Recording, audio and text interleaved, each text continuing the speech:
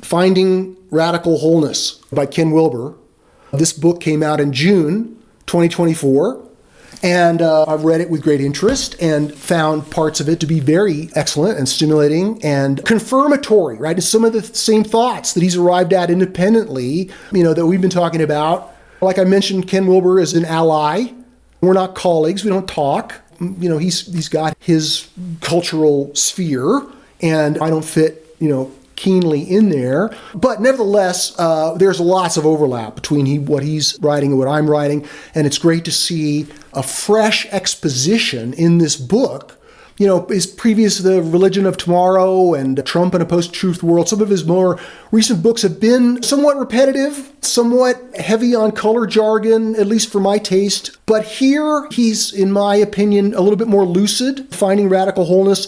Although it's a philosophy book and a kind of a self-help book, I applaud that. I think that making it relevant for people's personal growth is an important application of integral philosophy, and I think Wilber does a great job there. Some of my objections to Wilber, I wouldn't say objections, I would just say differences. Some of those are laid out in the critiques that are going to be in my book, and when the book comes out, not only will I give a presentation, but I'll give presentations for each of those critiques so we can really unpack them. I have a critique of the quadrant model, which I think, like all these models, is true but partial, and that could be improved. An important part of improving developmental philosophy so that it's ready for prime time, ready to have its major impact, involves actually improving the philosophy itself, which is upstream. And so I'm not claiming to necessarily have improved on Ken Wilber's philosophy, but I think every philosophy improves by critique. Right? That's actually what philosophers do, is they critique each other. And it's not just to gain points in academia, it's because it's a pursuit of truth.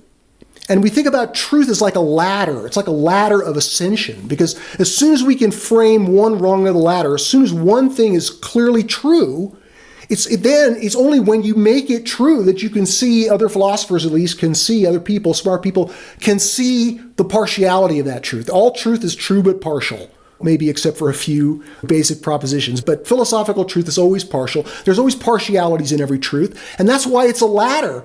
Because once you grip one rung, then that allows you to see the next rung. And so philosophy engages in criticism when at its best, at least, as a truth practice. As using the points of partiality in any truth as a point of departure, right? It's the partial that is the opening for further evolution in the truth toward our understanding of what's true. So Wilber's book is good. I recommend it. It's one of his best books in a long time, and I have critiques of it.